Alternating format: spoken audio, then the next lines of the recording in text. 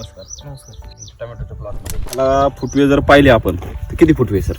बरोबर. नाही, फुटवे भरपूर निघाले, खालून पण बागा निघालेल्या आहेत. हो. आणि हे जे मेन फुटवे यांच्यामधून पण परत बागा निघालेल्या आहेत. आज 23 दिवसात झाला आपला मल्चिंग वगैरे टाकलं नाही, आपण डायरेक्ट सरीवर लागवड केलेली. बरोबर. सांडायला तशी गरज पडलेली नाही काही झाडाची. सर पूर्ण प्लॉट जर पाहिलं तुम्ही फिरून तर पूर्ण 10,000 काडी, परंतु 10,000 काडीमध्ये एक सुद्धा काडी मर झालेली नाहीये किंवा पिवळी पडेल नाहीये. सगळा एकसारखा प्लॉट आहे.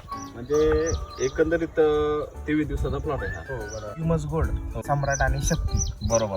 प्रॉपर बेसल डोस गेलेला नाही. पहिलं हे 3च टाकून घेतलं. हो. आता जेव्हा आम्ही भर लावणार हो. आहे त्यावेळेस मग कृषी अमृत RNPH पूर्ण मग SSM त्याच्यात टाकून ती मोठी भर लागेल. तरी पण एवढं पीक का आलं?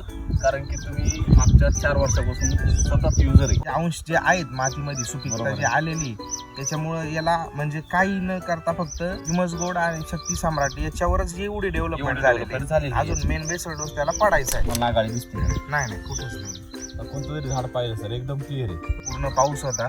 आता जरी पाहिलं तरी ढगाळ वातावरण ह्या किडीसाठी पोषक राहतं एकदम. पण जर तुम्ही पाहिलं तर कुठं तुम्ही वाटलंच तर झाड जरी आणून पाहिलं कुठं तरी तुम्हाला दिसणार नाही काही.